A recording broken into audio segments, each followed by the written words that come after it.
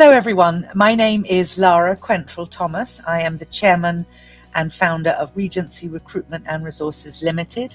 I also currently serve on the boards of the National Training Agency, Youth Business Trinidad and Tobago, the HR Managers Association, and the International Women's Forum of Trinidad and Tobago, as well as volunteering with a number of other NGOs, including the Rotary Club of Central Port of Spain, where I've been a member for more than 20 years.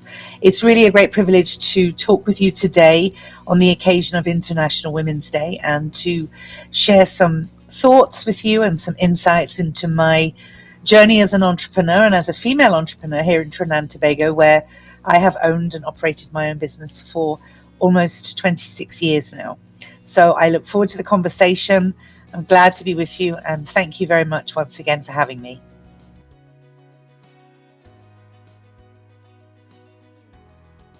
So my journey as an entrepreneur really began with a conversation with my father. I was working in recruitment in London, and as you can probably hear from my accent, I'm originally from the UK, but I did grow up in Trinidad and Tobago. In fact, my father has lived here since I was 8 years old, so my whole life was really a combination of school in England and holidays in Trinidad, and then working in the UK, coming back for holidays. And of course, I also went to school here. So Trinidad and Tobago and England, two very integral parts of my life. And I was working in recruitment in London, and I came back to Trinidad, I believe, for Carnival, and had a conversation with my dad about my job, which was okay, but I wasn't loving it. I wasn't really saving any money. I wasn't sort of progressing. I didn't feel like I was moving forward in my life. And he recommended that I chat with some other recruitment and HR people that he knew. And so I did have a couple of conversations about what was the industry like here in Trinidad, and was it worth coming to live here? Honestly, never really thought of myself as an entrepreneur. And the long and the short of it is that I was encouraged to quit my job and come here and try my hand at running my own business, which I had said to my father I would do for 5 years. I would try it for 5 years, see if I enjoyed it, see if I liked working for myself. And then if it worked out, great. If it didn't, I would go back to London. And so I started in a small office in my father had a building in Port of Spain, and I do appreciate that there is great privilege in the environment, the situation in which I was able to start my business. But he made me pay rent, so there was no free ride.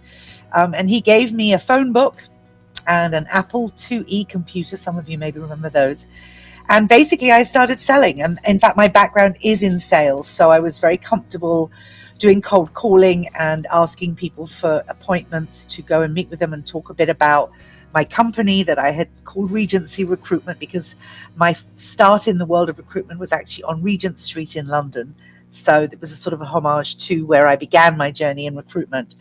And at the same time as going out to meet customers and try and get business, I also had to build my candidate database, of course, because that was what I was selling, was people looking for work. And so my father gave me a box of CVs of people who had applied to his company for work. So I started with that, calling them, interviewing them. And then I began also at the same time as doing those two activities, networking. And I will talk a bit about networking during this conversation, because it is absolutely essential to build any business. But it really does help if you have a limited budget, you don't know people, to put yourself out there and let people know who you are and what you're selling. So those three activities really were at the beginning of Regency, was calling companies, asking if I could go in and talk to them a bit about the service that I was selling. And it was a fairly competitive market, but not as competitive as it is now. There was no internet in those days. So there were really one or two main competitors companies had worked with for a very long time. Companies, I think, were ready for a change, ready for something new. And at the same time, in Trinidad and Tobago, so this is in the mid-90s, 1996, the economy was starting to boom again, oil prices were going up. So there was a lot of activity, there were jobs coming in. So the timing had a lot to do with success. So by the time I reached the 5-year mark, the business was doing really well, and we had really grown and established ourselves. So 26 years later, I'm still here.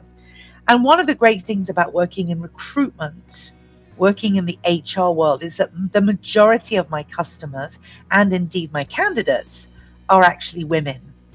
So I got a lot of support from the HR professionals, a lot of women who, in fact, my first client was a woman HR manager at Citibank. Joy Caesar was there at the time, who gave me the chance, who really didn't think it was that big of a risk, because if I placed somebody with you that you didn't like, you could probably ask them to leave in a couple of days, so you didn't really cost that much money, but they were willing to take a chance on me.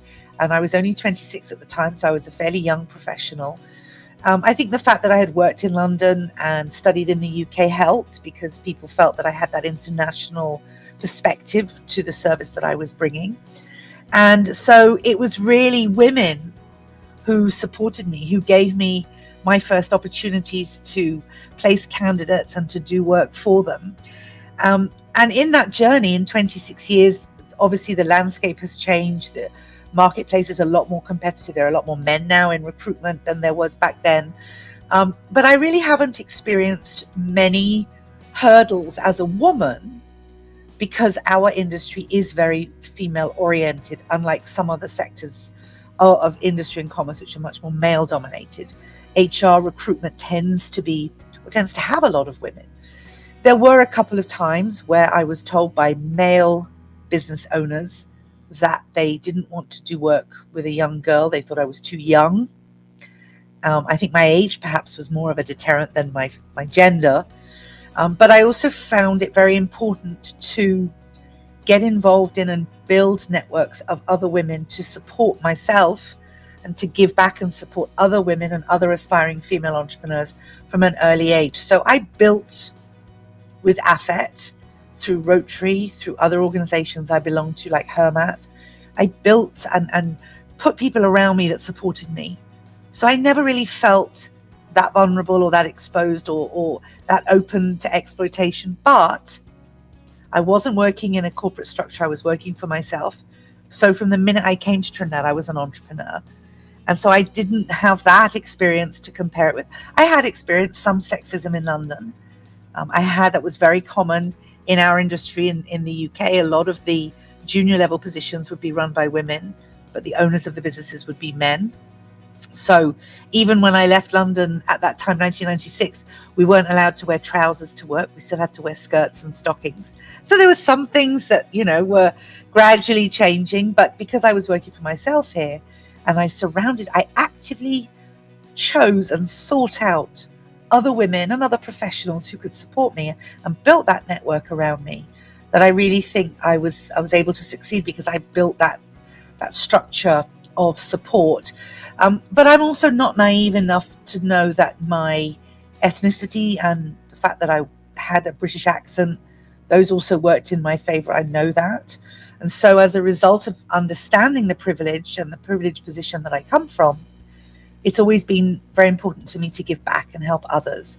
And hence my work with Rotary and youth business and even animal welfare, trying to help others as much as I can.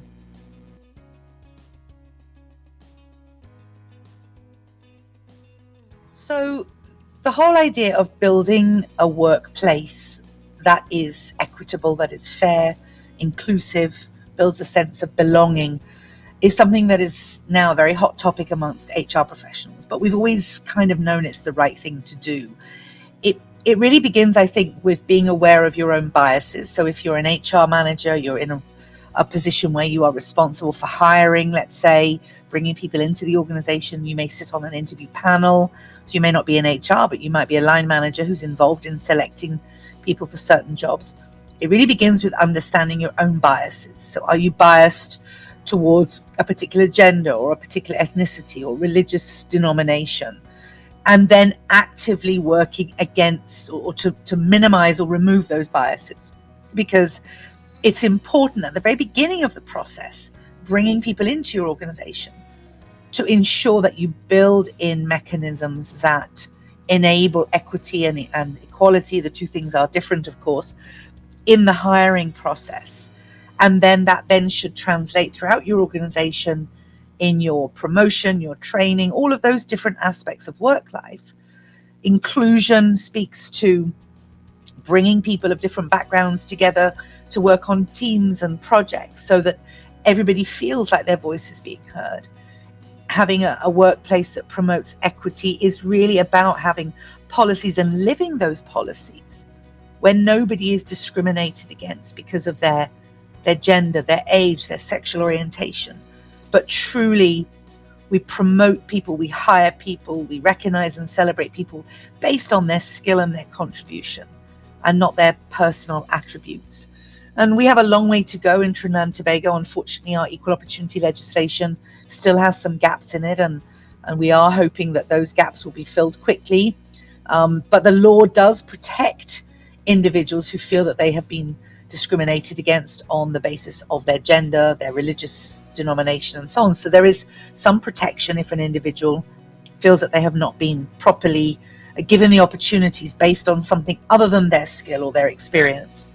But I really feel that you have to make a conscious effort as a professional to be aware of your own biases. And we all have them. It's not a failure. It's just what it is. It's an experience of life and our own, the different trainings that we've had, the different places that we've worked. We will have biases. So how do you overcome those? How are you actively aware of the fact that you have this bias, and you then need to build in, for example, in my case, in our interviewing programs and how we interview and screen candidates, we need to remove bias as much as possible. I'll give you a very simple example. Just this morning, I was on a Zoom call with the board of a company that I'm helping recruit somebody for.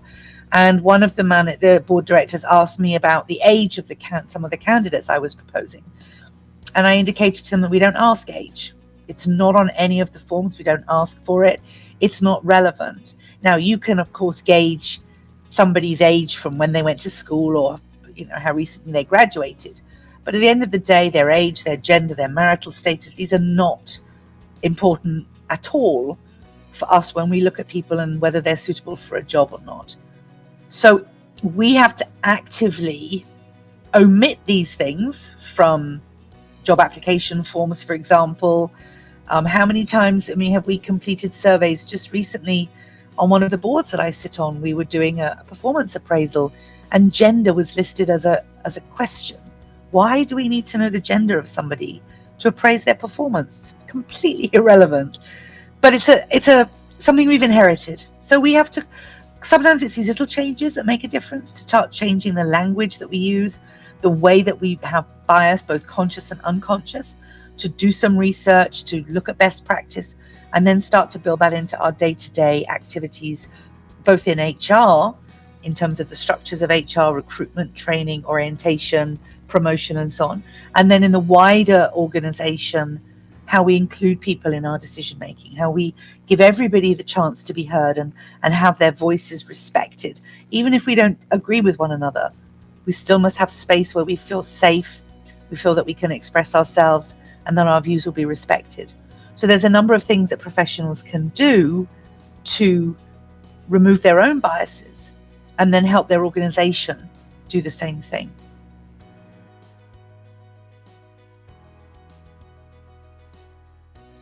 So on the occasion of International Women's Day, which is such an important celebration of women, not just, of course, in the Caribbean, but around the world, and the achievements of women that not just in the workplace, but in the home, in the community. So many women are involved in so many different things as well as their jobs, building resilient communities, coming out of COVID, homeschooling their children. I mean, we've been through a lot. We really have been through a lot. And all of the studies have shown that a lot of the burdens of COVID coming out of the pandemic really fell on women. So I want to, first of all, congratulate any woman who homeschooled anybody during COVID, because that in and of itself deserves a medal and recognition. So first of all, to all the mothers out there, well done. You are incredible, remarkable, resilient women. And then to all of the women who built businesses, many women use the sort of catalyst of COVID to become entrepreneurs. I would encourage you to stay true and stay focused on your purpose and to really network. Networking is absolutely the most essential way to build your brand and your reputation. I always say that if you're not at the table, you're probably on the menu, which means that you've got to be in the rooms where decisions are made about you, about your industry. So start networking. Of course, now a lot of it's virtual, so you can do it in your pajamas. And so to all the women in the Caribbean who remain really the backbone of our nations, of our region, making sure that our children are schooled, that they are fed and clothed, and that our businesses are really excelling, and particularly those women entrepreneurs. I want to encourage you to stay positive. It's not always going to be easy, but it's always going to be worth it. And to wish you every success and a wonderful, wonderful International Women's Day 2023.